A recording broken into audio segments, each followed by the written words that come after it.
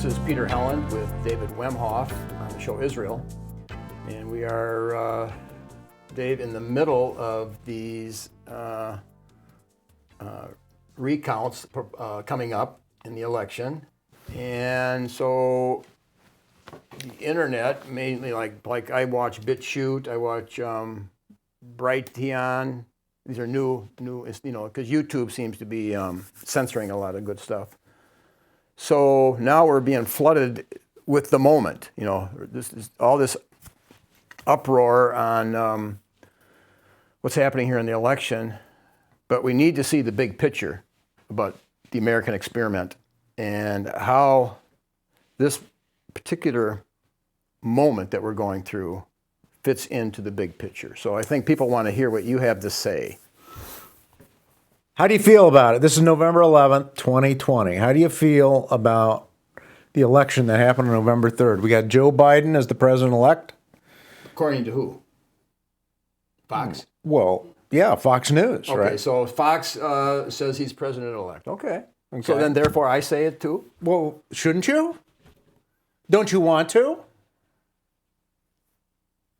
No? No. You don't want? Why not? What's the issue here? I mean, look, Fox says it. All the major news outlets say it. Why don't you say it? I believe there's tons of evidence for massive fraud.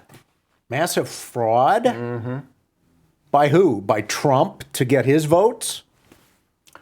The same people that tried to fraudulently accuse Trump of a bad phone call. Okay. To the Ukrainian president. Yeah, it was just and that was grounds for impeachment on that. Okay. Was there? No, there was nothing there.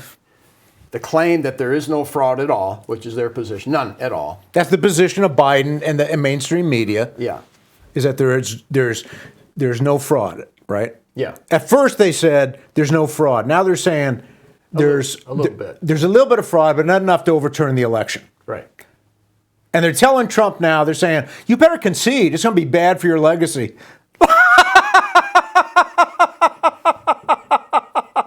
You ever see that movie Breaker Morant? I don't watch movies. You know that. I didn't know that. I thought maybe it broke down and you saw it. One every 3 years. One every 3. Okay, well, put this on. That's a compromise. Well, that's admirable. That's admirable.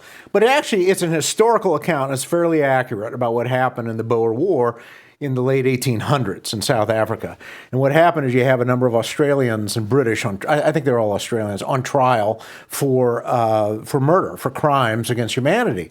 And so at one point, one of the defendants, just started laughing at one of the witnesses and said, "You're full of it." And they were on trial for their lives. And at that point, the judges, military judges, say, "You better be quiet or else you're going to be in real trouble." And the defendant just started laughing. He said, "How much more trouble can I get into here?" So who really cares about his legacy? They don't care about the legacy, okay? Nobody cares about the legacy, right? There are people who hate Trump, and now they're talking about blackballing his lawyers. They're talking about prosecuting people who supported Trump. This is AOC and other people. These ideas are being floated in the mainstream media, okay? And they're talking about taking steps against anybody who supported Trump in any way and outing them and attacking them. If not physically, then verbally. I've seen the emails from Antifa. So if you're for Trump, you're under attack. What should you do? I think that Jesus said, if you're going to follow him, you'll be persecuted. The world will hate you. There's very few, in my mind, very few Christians in the Democrat camp. Okay, so forgiveness is not a term they want to know. Well, it's a non-Christian camp, really. The Democrats, liberal Democrats, are not Christian at all. No, so therefore there's no concept of forgiveness. Forgiveness requires almost a supernatural. It requires something outside of yourself. They're looking for vengeance right now. Yeah. And so right now what you've got is you've got two sides to this struggle, right? You got the liberal Democrats, and then you got the Republicans. Really, I mean, that's what it boils down to. And then you've got the different groups that are allied with them. It's international capitalism with the Democrats, the liberal Democrats, versus a national sort of capitalism with the Republicans. And so they're struggling, they're fighting for control control of the polity here in the United States. And what is happening, as I see it happening, is you're seeing all the political systems, all the social systems are starting to be delegitimized.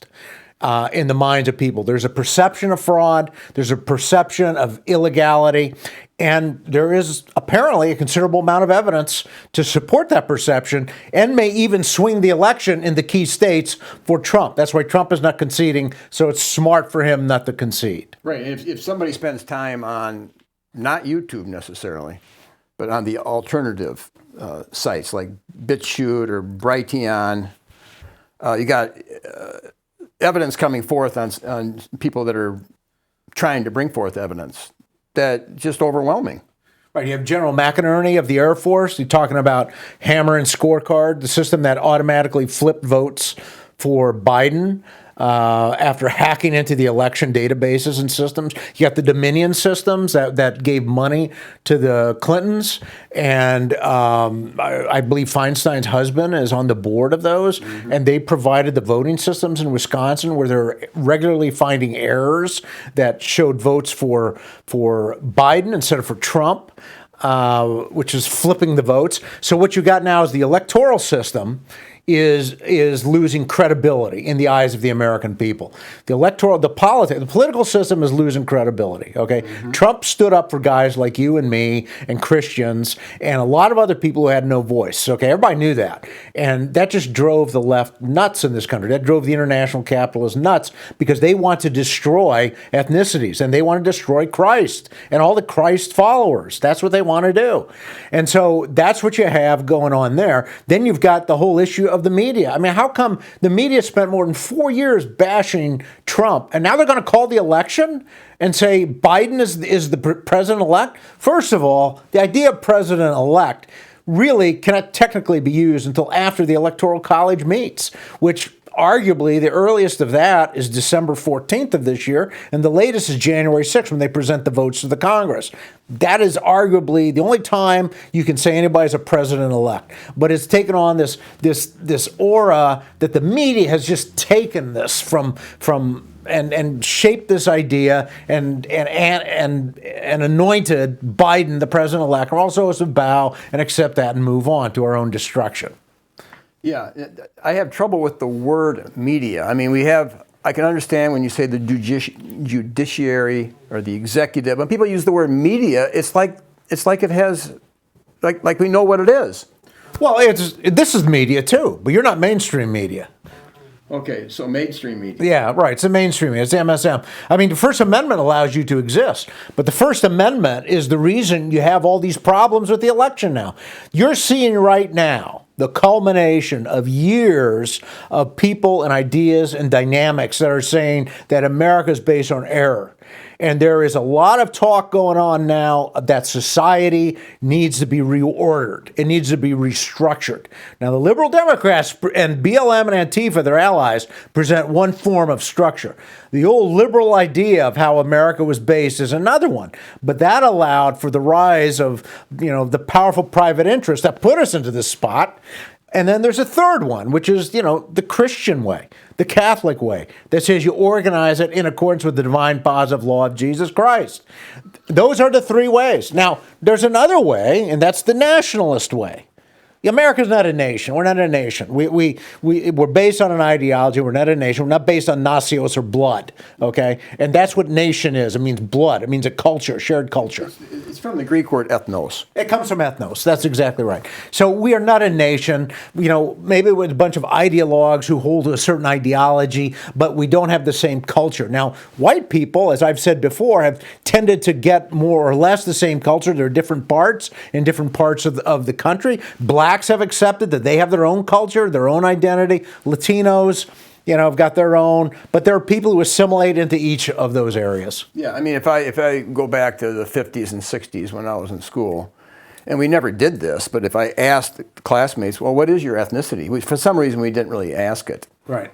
But almost 90%, this is, a small town in Wisconsin, would be Scottish, Irish, German, Italian, Polish, right. English. It's all right.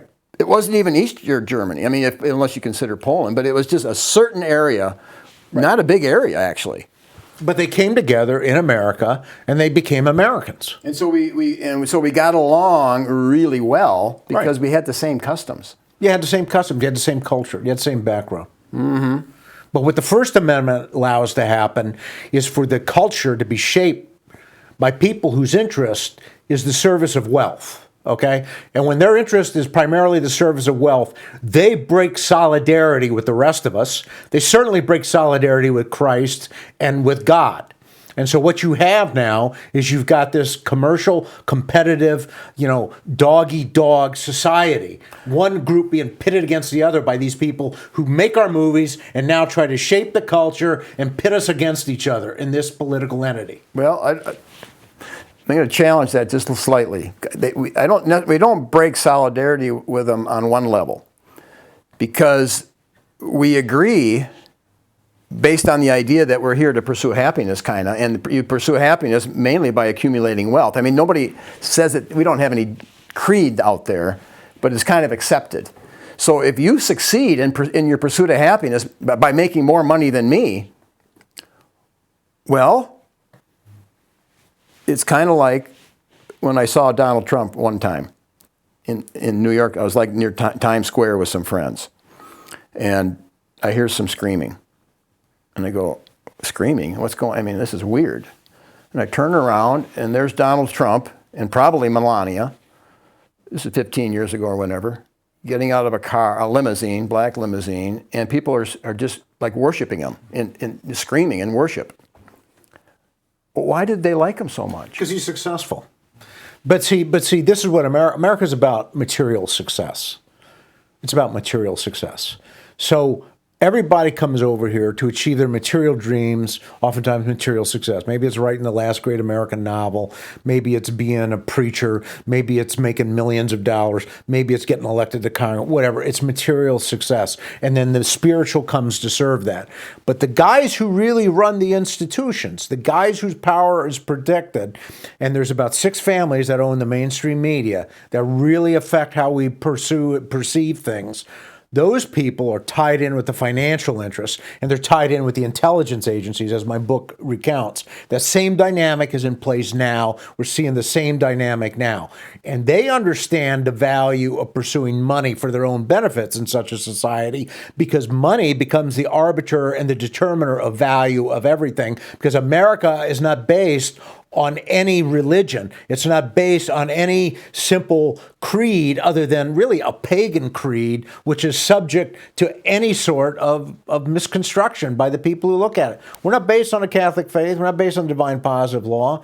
And arguably, we're not based on the natural law. We're based on an ideology, a creed. It's a creedal nation, as Huntington said. Well, I just got a comment, just while we're sitting here, Yeah. that, paraphrasing, Helen, why don't you, since you hate the founding of the country, why don't you move to England or Canada? Well, wait a minute. We can comment and critique the founding.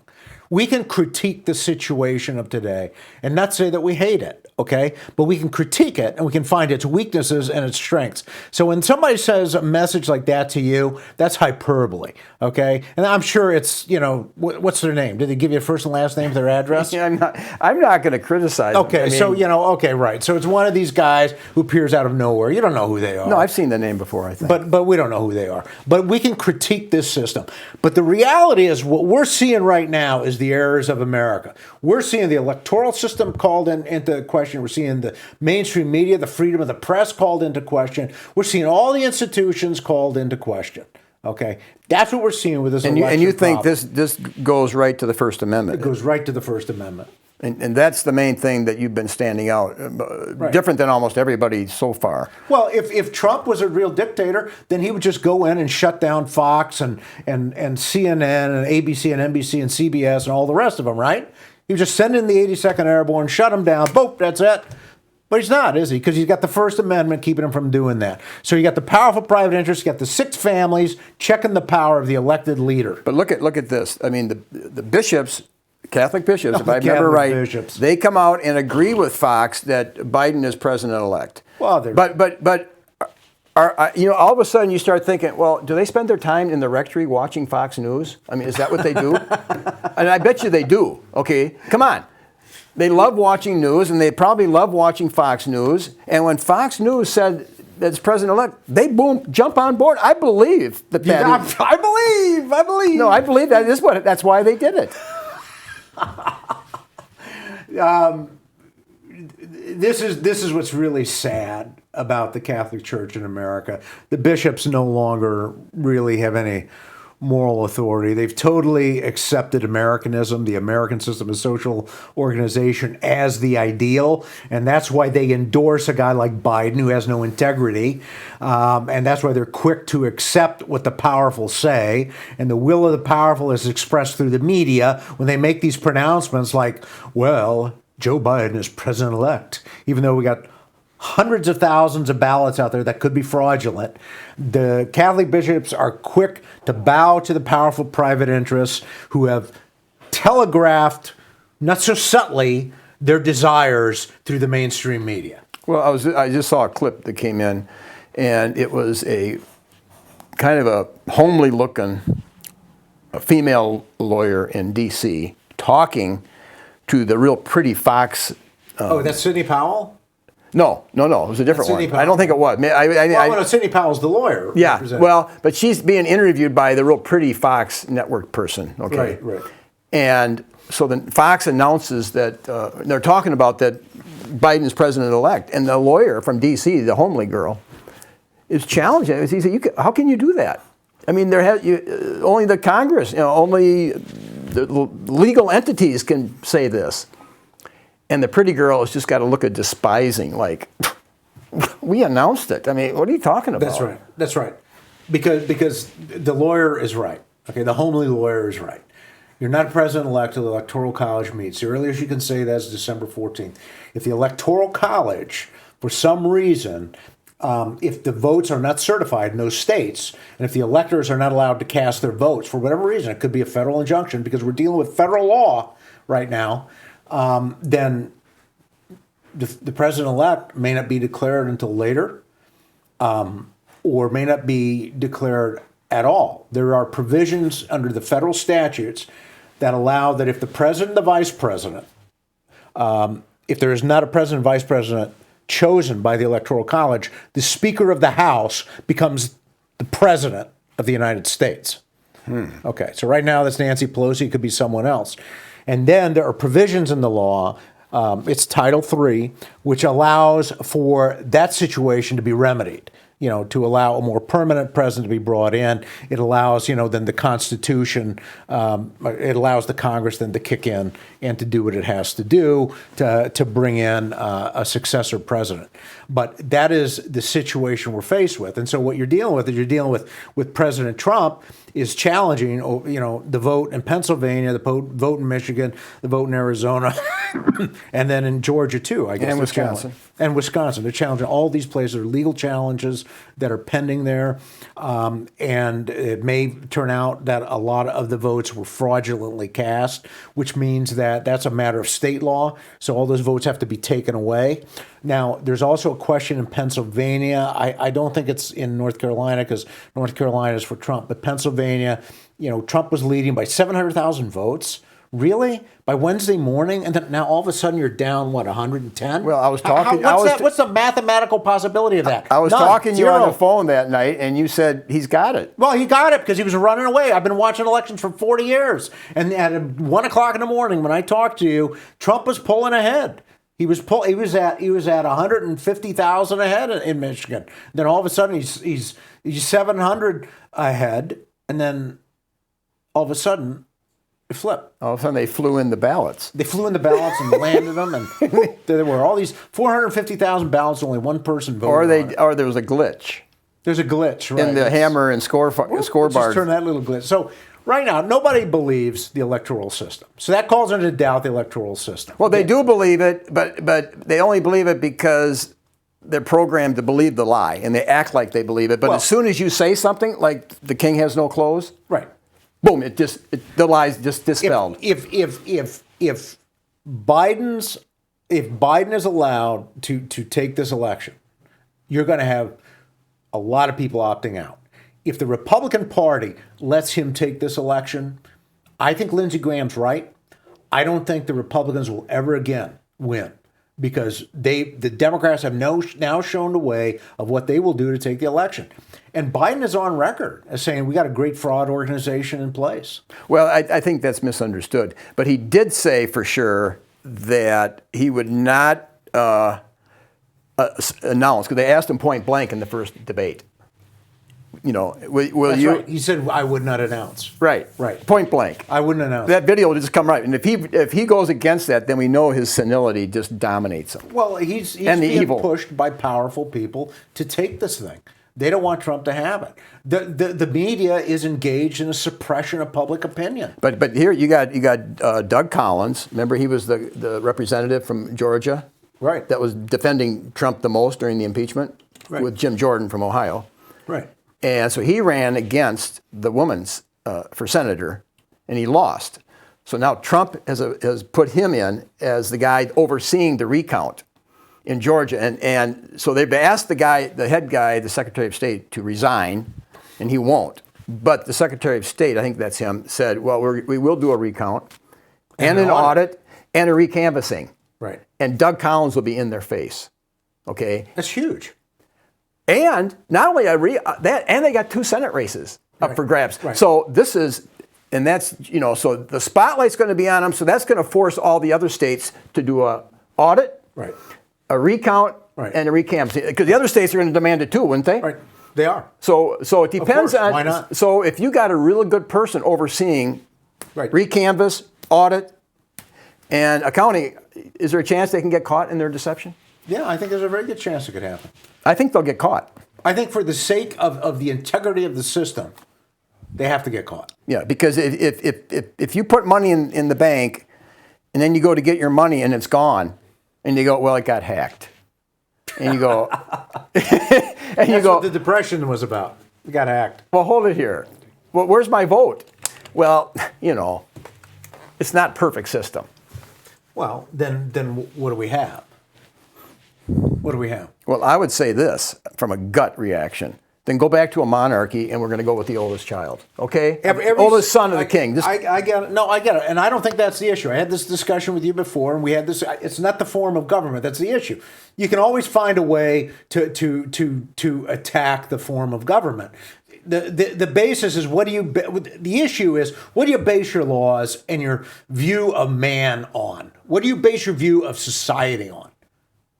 You have to base on the Catholic faith. That's Catholic doctrine. Catholic bishops will never announce that because they're totally conquered, and so they're going to endorse Biden. Well, here's the scripture. 2 John 4 says, I rejoiced greatly that I found of thy children, this is King James, of thy children walking in truth, as we have received a commandment from the Father. So the way I read that is that God has given us a commandment to walk in truth. Okay? And it's all throughout that. And then it says here, 2 Thessalonians, because they received not the love of the truth, that they might be saved, and for this cause God shall send them strong delusion that they should believe a lie, that they all might be damned who believed not the truth, but had pleasure in unrighteousness. So the absolute requirement to obey God's command, to walk in truth and to pursue it, and of course Christ is, the definition of truth. What happens is God is not going to sit there neutral on it. It says he will send a strong delusion so that you would believe a lie. Okay? So this country is hanging in the balance because are we going to go with the lie or are we going to go with truth? Well, I am not going to. I see what you're saying, but I'm not going to say that Trump represents Christianity and truth. I think he's got a lot of Christian groups. He's got a lot of groups that are targeted by the left supporting him because they know they're going to be hunted down and targeted. Well, I'm not going to say Trump is a Christian per se. Well, I'm not going to say he's a Christian because if you're doing things that Christians shouldn't be doing or saying things, and it's not in a Christ-like way, then I can't approve that. Right. Once again, we're dealing with integrity, right? We're dealing with an issue of integrity. If what you believe in here, you got to manifest out there, which is the problem with Francis, the guy who calls himself Pope now. Well, see, I'm right. I mean, I'm That's saying his problem. He says to one guy in the media, he says, "Oh, we need civil unions," and then he says in public, or somebody says in public, "Oh, the doctrine hasn't changed." Well, that's not the issue. The issue is his integrity. I mean, do you really believe what's written on the page, or not, Frank? And I think the answer is no, he doesn't. And that's the way it is with most of the bishops. They were taught something, and they don't really believe it. No, Trump, in a sense, has more integrity because his role there in New York City was a quarter Hugh Hefner, okay? Yeah. And he was, the big shot. And so when he had an affair with... But he believes in America. He believes in a political entity called America that needs to be protected. But the hat he had on there is a different hat that he has on now. See, the hat he has on now is to represent... But we looked at some of his videos, and he was actually, I think he's the baby boomer. I think he had a sense of identity to the soil and to America. I think he had that sense. Oh, yeah. And he had that sense of loyalty. Well, George Soros doesn't want that. The international capitalists don't want that. That's why they want to destroy ethnicity. They want everybody to be all these little bobbing balls up and down that are disassociated. Which, curiously enough, is something Pope Frank, actually commented on. But then he proceeds to endorse the very system that would destroy any sort of cultural resistance. He even says in Tutti Fratelli or Fratelli Tutti, he says, it's a natural move of self-defense, by cultures to defend themselves. But I want you to put that aside and welcome the immigrant. Okay, destroy yourself. Right. Okay. Well, I think that's he's not an American, but Biden's speaking out of both sides of his mouth. Americans seem to, you can't serve God and mammon. Now, mammon, translates money, but mammon can have a broad definition. Okay. Yeah. And it could represent the pursuit of pleasure, the pursuit of money, the pursuit of happiness. It's worldliness. Yes. It's material. You can't either love one or hate the other. Right. And so you end up speaking out of both sides of the mouth. You put on the pleasure hat, then you put on the Jesus hat.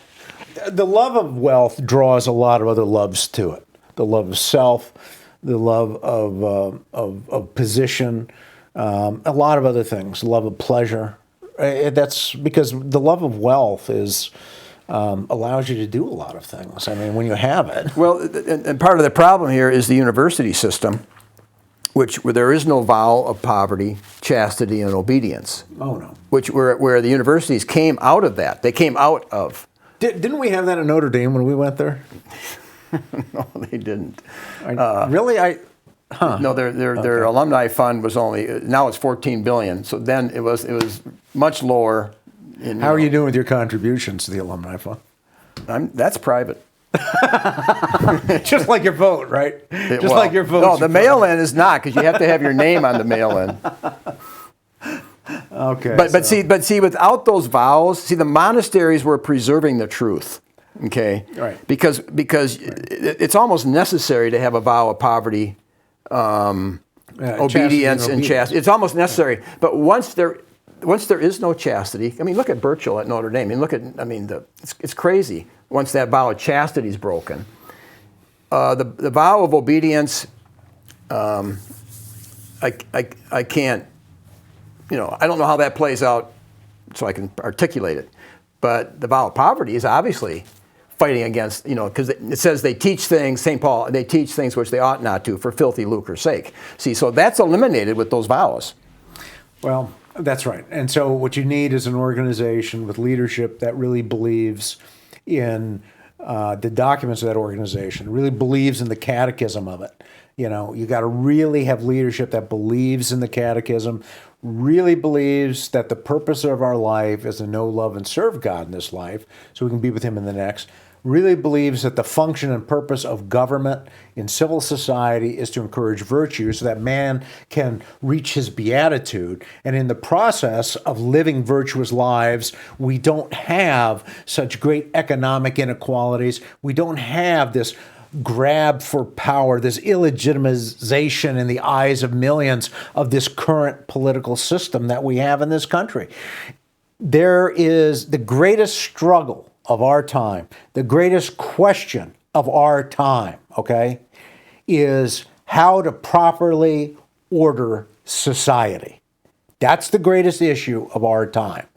And we are seeing the old system under serious attack, and we're seeing a lack of trust in the system anymore and a lack of credibility in the system. Who can trust, after this COVID thing, who can trust the health authorities? Who can trust the media? Who can trust the government? I mean, now on Monday, 2 days ago, there was an announcement by Pfizer that they got a drug that's 90%, and then later in the day they made it 95% certain that it can cure COVID if you get COVID-19. And I asked somebody, I said, well, when did they know about it? He wouldn't answer me. You know, he's in the market, big time in the market. They knew it 3 weeks before, I was told. Well, there you go. So it was 2 weeks ago. So, you know, what was it, a Christmas miracle? It's a Christmas miracle. And then what, Biden gets elected president? You know, Christmas miracle. So, you know, this is just, people are just have the perception now that this system is illegitimate. And there's an increasing call, an increasing zeitgeist, increasing demand to reorder society in the appropriate and proper way. The Catholic religion offers that. Now we have to get the Catholic leadership to preach the gospel. Well, see, with the founding of the country and, the state, the colonies, even Connecticut even said the law of our land is the Bible. You know, that's it, okay? And then, you know, then it disintegrated. But they initially said, well, that's the law. Okay, what do you mean? We should pass some laws? What are you talking about? Okay. Well, that makes sense. That's an integralist approach. That's an approach that says, look, we've got this religious belief. We have to live our lives in the temporal order in accordance with our beliefs so that we can spend time, you know, in the next life with God in heaven. Because if truth gets confusing, what's the truth? See, the old pattern would be, what's the truth? Well, the truth would be, you know, they'd say to Jesus, well, who are you? Well, on the city of Nazareth level, well, I'm the son of Joseph. I mean, that's just how they saw themselves. In fact, the older men would say, oh, that's the son of Joseph. They wouldn't even probably say Jesus. They'd say, well, that's Joseph's son, okay? That's your identity. See, and I think what you've done over the years is very interesting. As you and I have talked, I think what you have done is to say, look, America was based on this King James version of the Bible. They took it literally. They took it seriously, you know. And this is what, and I don't want to say America was based on, but segments of the population took the King James version of the Bible as the basis to order their lives. And so they sought expression of that in their political systems. And to some extent, you had the expression of that. And as my research is showing, that was whittled away or weakened by things like the Great Awakening. It was weakened by the power of the financial interests and by this idea of liberalism, this idea of an ideology by which to formulate the national society. That whittled away all of that over years, so that by the 1840s, a lot of that had ceased to be recognized in the institutions of the states. Yeah. And in local communities. Well, actually, Dabney, and I'm a big admirer of Dabney, but Dabney said in Virginia in 1830 or so, when they gave all the white men the right to vote, that was kind of the beginning of the end, okay, because it used to be just property owners. Just property owners, yeah. Okay, so when you gave all the white men, then basically you could start the process. They could vote to steal from the property owners and get it to themselves. And then I think Tocqueville said, you'll never be able to stop the increase of suffrage.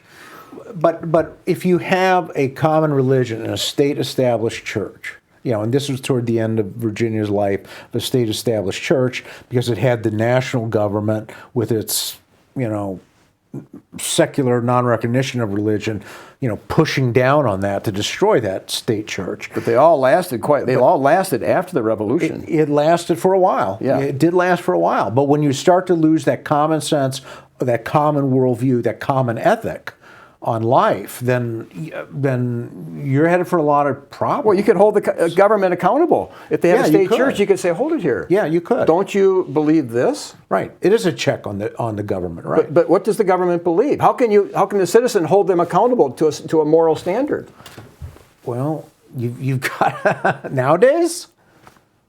Well, Well, after the Civil War with Oliver Wendell Holmes in the courts? It's the winners. The winners determine the morality.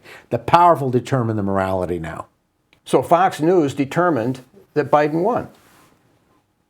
No, they don't. They say they determine.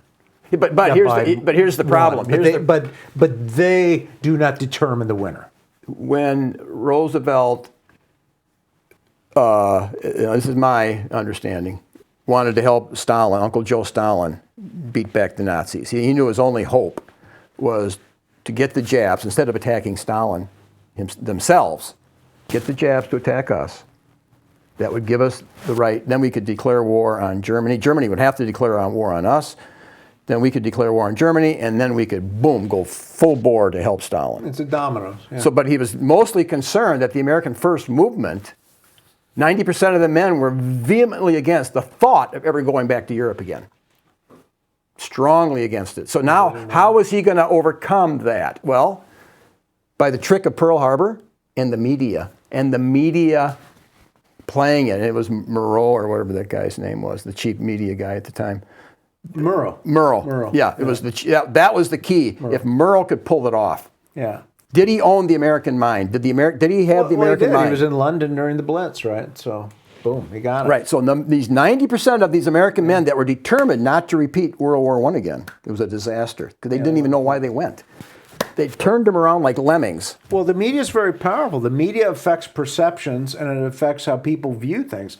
That's what the media did in the 1960s. It turned the Catholics against their own leadership, and then it got the Catholic leadership to accept, the dominant culture's worldview, which is Americanism. So they accepted that, and they're holding on to it now. But the media, as much as it tried to get a so-called blue wave, wasn't able to do that this time because there's still this grassroots resistance. There's still a ground game. People are starting to figure out the media doesn't really care about them. A lot of people are figuring that out. They're starting to figure out the rich really don't care about them. Okay? And they're starting to see the political system. If this so-called election of Biden is allowed to stand, they're going to see the political system doesn't work anymore. And they're going to drop out. And that's what happened to the Soviet Union. They dropped out. And then it collapsed because people don't support it anymore. People want another way to organize society. This is the issue of our day, how to properly order society. That's the issue. But of course, I go back to... BLM disagrees with us. Trump and the liberals disagree. The liberal capital L disagree. The Catholic doctrine and the integralists clearly state there's a better way to organize society. But see, when I hear you say that, I take that and I go, well, then that means the husband needs to know exactly his role because that's where society all comes out of. You come out of how your mom and dad organized their relationship. So if that relationship is organized according to God's pattern, according to the teachings of the Scripture, of Catholic tradition, however you want to phrase it, but there is a traditional way based on Christianity on how the husband-wife relationship functions. And then the kids come out of that, and from the family then. But once that relationship is wrong, you'll never organize society that'll sustain itself. The higher society always controls the lower. It shapes the lower. Right. The public informs the private. So if you have that model of the family based on the Scripture, then you have to have the superstructure to protect it. Because the superstructure can destroy it. It can destroy it. Especially with the media, with what they have at their disposal, with Hollywood, modeling a whole dysfunctional... That's right. That's exactly right. I mean, who can watch movies? I think every 3 years you should watch a movie. But they actually sometimes are a good movie. Breaker Miranda is a good movie. But how can you support that institution? They hate us. These actors, actresses, producers, writers, they hate us. They hate us. They want to destroy us. Okay? The liberal Democrats want to destroy it. These people hate us. Okay? They don't love us. There's no we. There's us and them. Okay? And when they talk about there being healing, it means you got to surrender. And you got to go into the gulag. Maybe it's not a literal gulag, but you got to surrender. And you've got to just give up. And you can't give up who you are. You can't give up who your people are. I mean, isn't a lot of it Jesus said, they'll hate you? You know, the world will hate you, and if you live godly in Christ Jesus, you'll suffer persecution. So what do they really? They're at war with God. I mean, isn't that? They're at war with God. They hate God. That's right. They hate God. But and the people who back Trump. I'm sorry, I don't mean to cut you off. No. But the people who back Trump are, for the most part, people who follow some conception of God's law as they understand it, whether it's pro-life or guns or natural law or divine positive law. It's some conception of that. Oh yeah, I think. I guess with the Confederates were kind of all over the map individually to a degree, but when you have Stonewall Jackson and Robert E. Lee leading the charge, they knew exactly what they believed. Okay, their Christianity had depth. Yeah, they knew what they believed, and they could control the ones that were under them. Okay, I mean, they're saying that there was a hierarchy there. So even though the individual Southerners might not have followed personally that was a big part of their movement. And so with the American First movement of Trump, a lot of people they don't have the morality of Trump. I mean, they never were aspiring to be little Hugh Hefners at certain times, okay? They didn't even care to project that image. But Trump is in power to represent them. Who else do we have that could represent? There's nobody positioned to do it. Trump gave voice to people who have been ignored for years.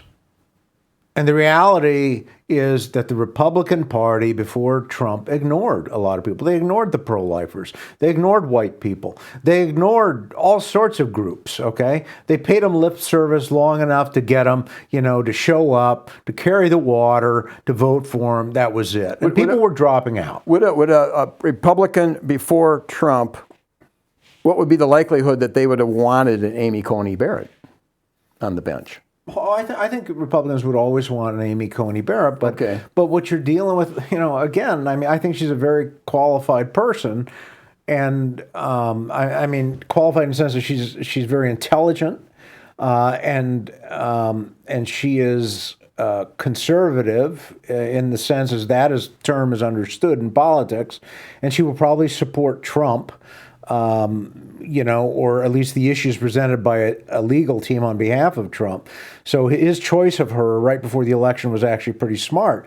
But once again, you run into this issue of integrity. And I want to tell you a story in a minute. But this idea of integrity is like if you believe something, then you have to live it. So we're told in Dignitatis Humanae that as Catholics, we believe something, we have to give it expression in every aspect of our life.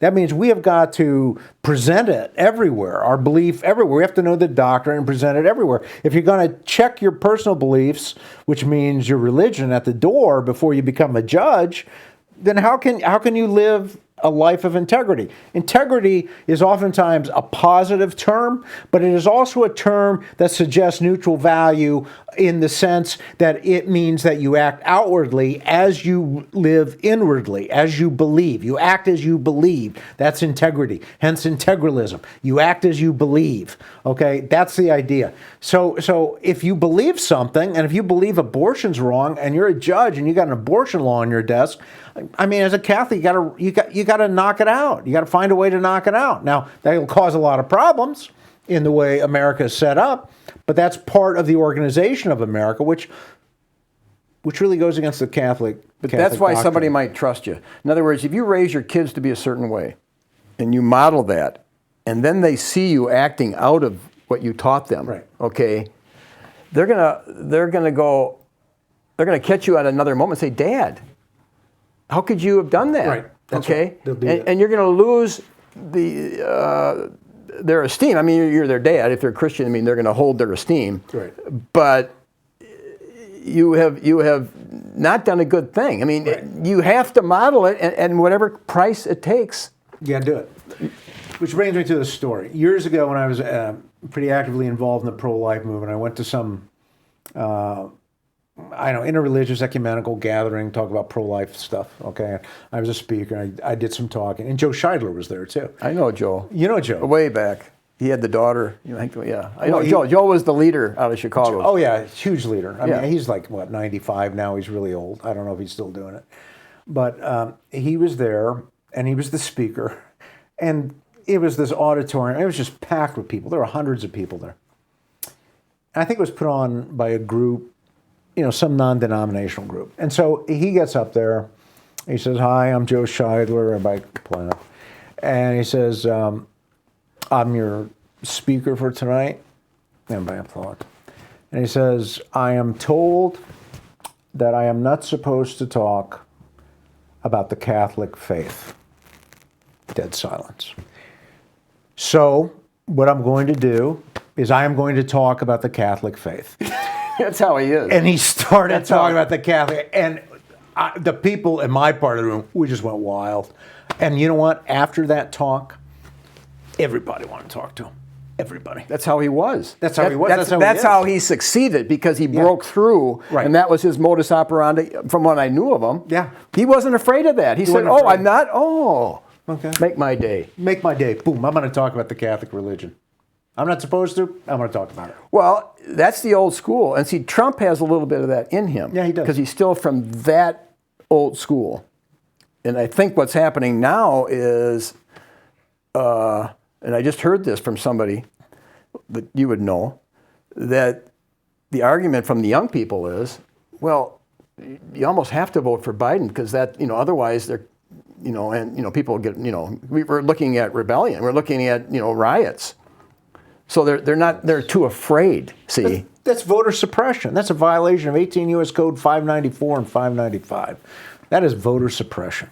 Yeah, but you can't control that. It's psychological. In other words, they're scared. Why not? They're scared. It's because they don't have the courage that the old school had. Right.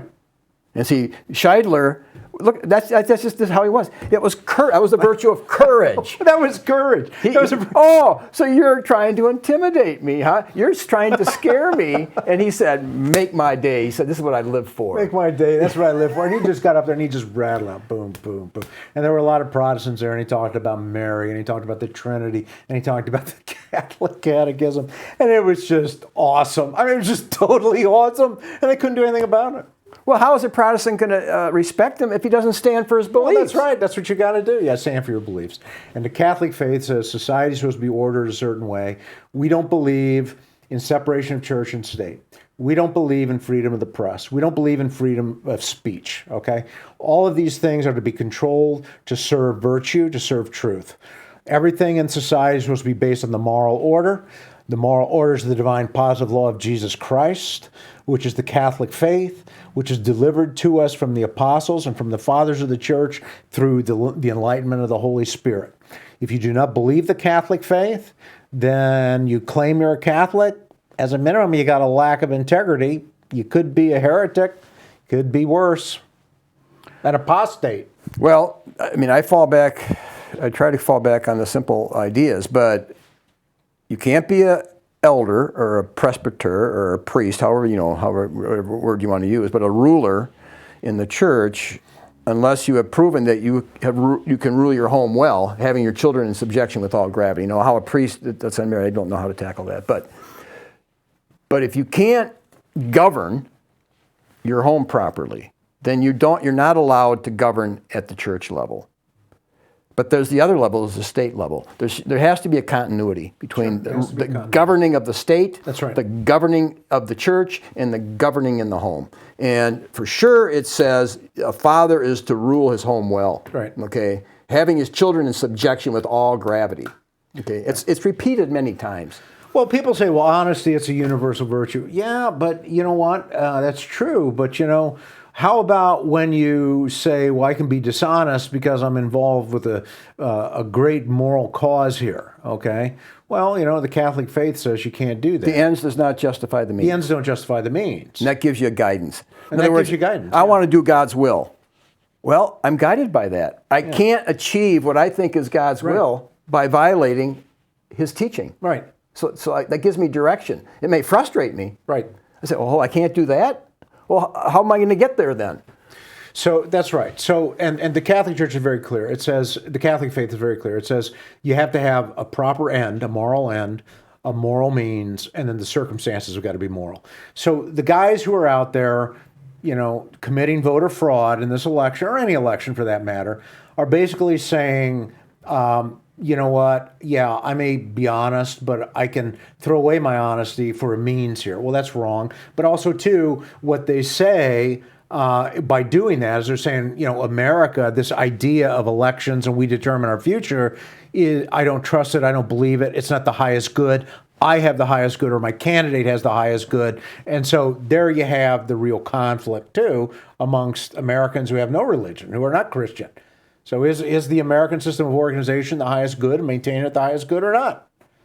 Or is there a higher good? Is there a connection between fighting a war and you're allowed to use deception in the war? And so you constantly are using deception and lying, and then you come back home and you've developed that procedure to win. Yeah, you play to win. Well, that's the ends does not justify the means. So how can you be a Christian? I mean, I'm not trying to say I know the answer, but how can you be a Christian and then use that type of warfare? You're openly lying. Are we in a civil war in America now? I think we are in a low-grade civil war. I think we are. And I think it's between two very competing camps, very different world outlooks. I call it the liberal Democrats, and then I guess you got the Republican conservatives, I guess. But then you have different groups associated with them, and the liberal Democrats are involved with international capitalism, and the Republican conservative group is more of a national capitalism, more so, just like the liberal Democrats are more so of international capitalism. But I think that you have different worldviews that are irreconcilable, and this is where the Catholic Church, if it wasn't in its captivity, if it hadn't surrendered, to the American ideology in the 1960s, if the leadership, still held to the truth and the faith as the faith, it would be out there trying to mediate the disputes, trying to bring people together instead of endorsing one side or the other when the powerful private interests, signifying the rich through the media, approve of somebody. And unfortunately, being a captive, you can't always help your captors. Well, if you take the American Revolution, you take the Civil War, and you take a good general for the British and a good one for the Americans, you would suspect that they knew what they were fighting for. You would suspect that British could articulate his beliefs. Yeah, I think so. All the way down deep. Yeah, they could. And the American could go deep, and they really conflicted. There's a real difference, maybe at a theological level, political level, and they could articulate it. And it makes no sense to study that war without not going right there. Because this is why they're doing what they're doing. They have this belief, and it's conflicting with the other side. Okay, yeah. And to not know intimately what those beliefs are, what are you studying the war for? Or the Yankee against the North against the South. Yeah. If you picked one of their smarter men, they knew why they were fighting. They knew the idea. They knew their belief system and how it was contrary to the Norse belief system. Yeah. And people do fight over ideas, and there are ideas that clash, and one or the other has to win. That's just kind of how it's been. I mean, throughout history. What is the idea? And I'm challenging, I guess. What are a couple of the fundamental ideas at the deepest level in the Trump camp?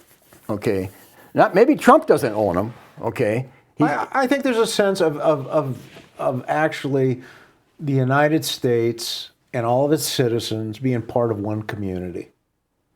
I think that idea is there, and we need to protect this community.